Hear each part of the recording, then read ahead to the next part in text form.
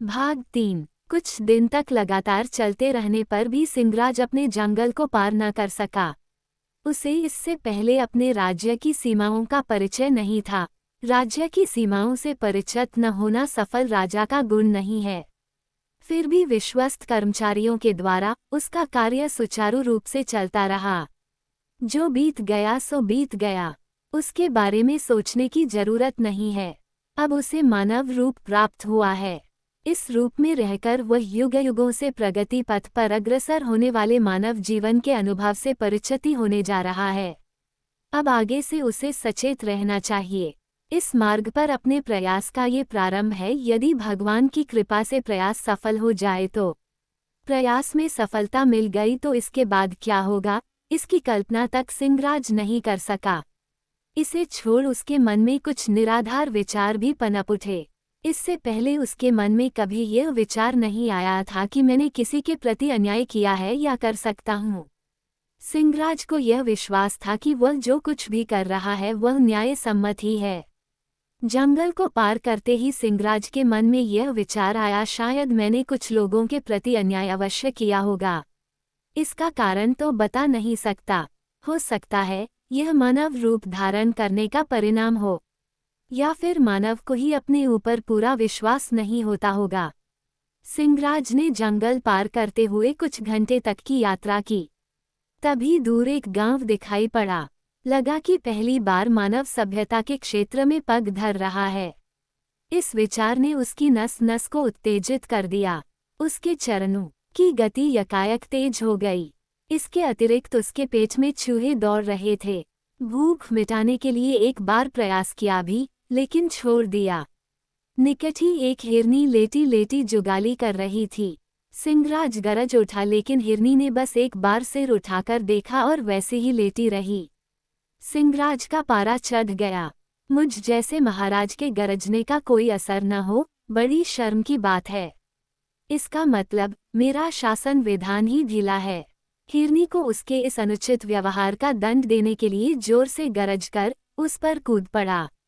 हिरनी झट से उठकर एक लात मारकर निकल गई। सिंहराज को बड़ी पीड़ा हुई। तब उसे यह ध्यान आया, अब मेरा आकार सिंह का नहीं मानव का है। अब तक अपने को पशु ही समझता रहा। कितनी गलत बात है। और इस तरह सिंहराज को खाने के लिए कुछ भी नहीं मिला। इस आकार में जानवरों के शिकार करने की बात सोचना बुद्धिमानी नहीं है। यदि ऐसा चाहे तो भी शरीर के अवयव काम नहीं देते। तब तक सूरज सिर पर चढ़ आया था। खूब चलने के कारण सिंहराज बहुत कमजोर पड़ गया। तिस पर भूख की पीड़ा पैरों में जते भी नहीं। आंखों के सामने अंधेरा छा गया।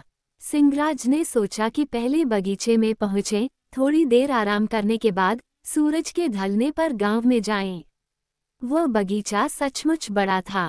तरह तरह के पेड़ों की शाखाएं फलभार से झकी हुई थीं। बावड़ी में उतरकर सिंहराज ने हाथ मुंह धोया। अंजुली भर पानी पिया तो जान में जान आ गई। एक पेड़ के पास जाकर 4-5 फल तोड़कर खा लिए। भूख की पीड़ा कुछ कम हुई। कौन है वहाँ? सिंहराज ने एक बार चारों तरफ देखा और 4 और फल तोड़ लिए। अरे, पुकाराने पर भी सुनाई नहीं दे रहा है। कौन हो तुम? सिंहराज ने पल भर सोचा कि यह ध्वनि कहाँ से आई। सिर उठाकर देखा तो हाथ में लंबा लठ लिए कोई आदमी खड़ा था। पहली बार उसने नजदीक से मानव को देखा था। बड़ा खुश हुआ और कहा, ये स्थान कितना सुहावना है। वो और कुछ कहने जा रहा था कि उस मानव ने लंबी गाली देते हुए कहा, मुफ्त में सब कुछ मिल जाए तो सब सुहावना ही है। बताओ कौन हो तुम, नहीं तो सिर फोड़ दूंगा। सच बोलने में सिंहराज को संकोच हुआ। कुछ तो जवाब देना चाहिए। इसलिए उसने कहा, मैं दूर देश से आ रहा हूँ। यहाँ तक आते आते धूप काफी तेज हो गई। एक तो धूप में चल नहीं सका और फिर पेट में भूख की पीड़ा। बीच मार्ग में आपने ये बगीचा लगवाकर बड़ा अच्छा काम किया, तुम जैसे लोगों के लिए। हाँ, मेरा भी यही ख्याल है। भर पेट पानी पी लिया, फल खा लिए, इतने में आप आ गए। भगवान आपका भला करे। बात खत्म होने से पहले ही सिंहराज के गाल पर ऐसा तमाचा पड़ा कि वह चकराकर नीचे गिर पड़ा। सिंहराज विस्मित रह गया। अपना अपराध न जान पाने से इधर उधर देखने लगा। अरे भड़वे, निकल भाग यहाँ से, नहीं तो टुकड़े टुकड़े कर डालूंगा। बाप की जागीर समझ बैठ क्या, हजारों रुपये खर्च कर यह बगीचा खरीदा, तम जैसे लोगों को खिलाने के लिए नहीं। सुनते ही सिंगराज भौचक्का सा रहा गया। उसके मुंह से बात नहीं निकली। उसके मन में कई संदेह उठने लगे और समाधान के लिए उसे विह्वल करने लगे। खाने के लिए नहीं तो इस बगीचे के फल किस दिन के लिए? बेकार फेंक देने के लिए हैं तो फिर इतनी मेहनत क्यों? बिना मेहनत के इतना अच्छा बगीचा नहीं बनता और इतने फल नहीं लगते। किसी को तो ये फल खाने ही हैं और अभी यदि मुझे खूब भूख लगी है तो इन फलों को खाने में मेरा दोष ही क्या है? अभी तो मुझे इन फलों की आवश्यकता है। अब यदि मैं नहीं खा सकूंगा तो इन पर और किसका अधिकार होने वाला है? आदि आदि संदेह और समाधान। अपने संदेहों को प्रकट करने पर वह मानव शांत नहीं हुआ, बल्कि और भी आग बबूला हो गया। ऐसा है तो शाम तक मेरे यहाँ पानी भरना होगा, एक यही तुम्हारे लिए सजा है। बेचारा सिंगराज शाम तक बावड़ी से पानी भरता रहा और पेड़ों को सींचता रहा। आदत न होने से हथेलियों में फफोले आ गए, सिर चकराने लगा। पानी ऊपर खींचने का अभ्यास न होने से एक दो बार रुक गया तो उस मानव ने खूब गालियां सुनाई और एक बार तो मारपीट पर तुल गया। शाम हो गई और वह मानव चला गया। सिंगराज बगीचे से बाहर आया, आगे नहीं चल सका और वहीं एक पेड़ के नीचे लेटा लेटा सो गया। उसकी नींद खुलने तक वांदनी फैल गई थी और ठंडी हवा चल रही थी। मन स्वस्थ हुआ, लेकिन शरीर का अंग अंग दुख रहा था। फिर भी उत्साह को ही आलंबन बनाकर वह आगे बढ़ा। गांव को देखकर उसके आनंद की सीमा न रही। बहुत दिनों के उसके सपने आज सच बनने जा रहे थे। वह आज मानव समाज में पैर रखने जा रहा है। वह सहृदयता से उन्हें समझ लेगा और अपने इन अनुभवों को अपने राज्य में कार्यान्वित करेगा। लेकिन उसके सपनों के टूट जाने में बहुत देर न लगी। उसने बड़े प्रेम से 4-5 लोगों से बातचीत करने का प्रयास किया, लेकिन वे लोग ऐसे भाग गए मानो कोई उनका पीछा कर रहा हो। सिंगराज को संदेह हुआ कि इन लोगों ने मेरे प्रेम भरे शब्दों का उत्तर तक क्यों नहीं दिया।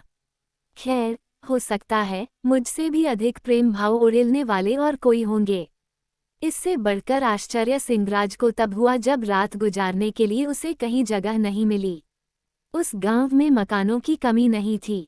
बड़े बड़े महल जैसे कई मकान दिखाई पड़े। लगता है उन मकानों में 2-3 लोगों से ज्यादा रहने वाले नहीं हैं। कई लोगों से निवेदन किया, फिर भी रात गुजारने के लिए उसे जगह नहीं मिली। अंत में किसी दयालु ने सलाह दी, मंदिर में जाकर सो जा। सिंगराज ने उसकी सलाह के अनुसार किया। सिंगराज मंदिर में गया। मंदिर दीपों की रोशनी में जगमगा रहा था।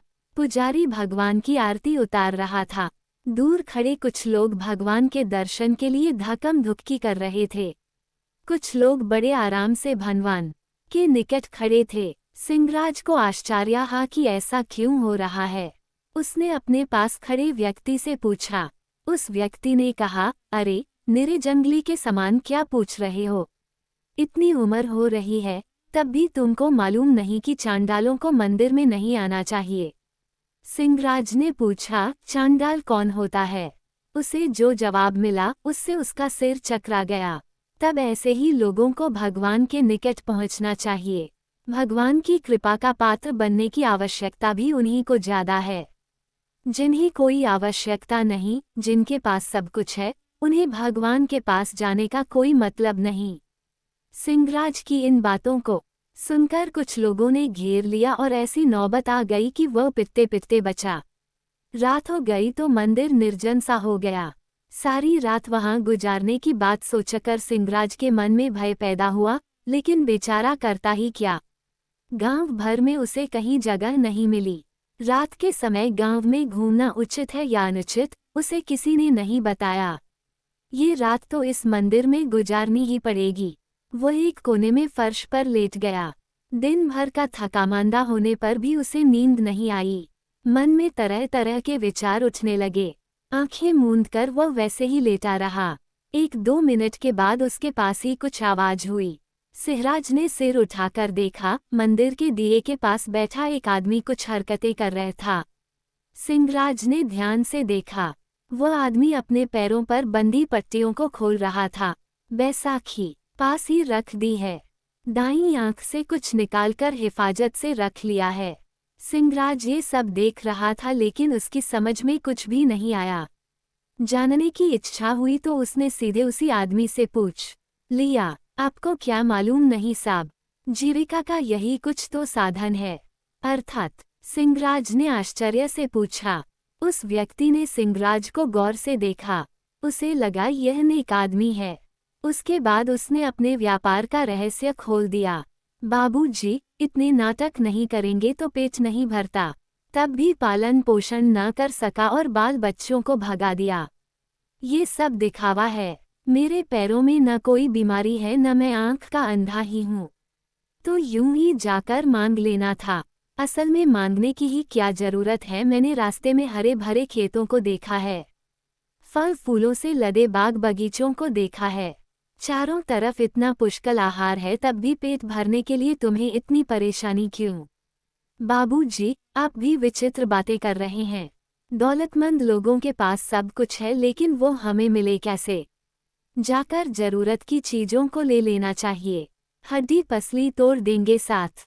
आप मजाक कर रहे हैं। आपको मालूम नहीं है क्या? सिंहराज को लगा कि इसमें कुछ रहस्य है। मानव समाज के विधान और नियमों के बारे में अभी तक उसे पूरी जानकारी नहीं हुई, इसलिए ये चुप रहा। वह आदमी बोलने लगा, मेहनत मजदूरी कर पेट भरने के लिए बहुत प्रयत्न किया, आखिर भीख मांगने की नौबत आ गई। शरीर के सभी अवयव ठीक ठाक हैं तो भीख कौन देगा? इसलिए तो ये सब नाटक रचना पड़ रहा है। तब सिंहराज की कुछ समझ में आया कि इस मानव लोक में सत्य के लिए कोई स्थान नहीं है। इस वास्तविकता को जानकर उसका दिमाग चकराने लगा। उसी बेचैनी में पता नहीं उसे कब नींद आ गई।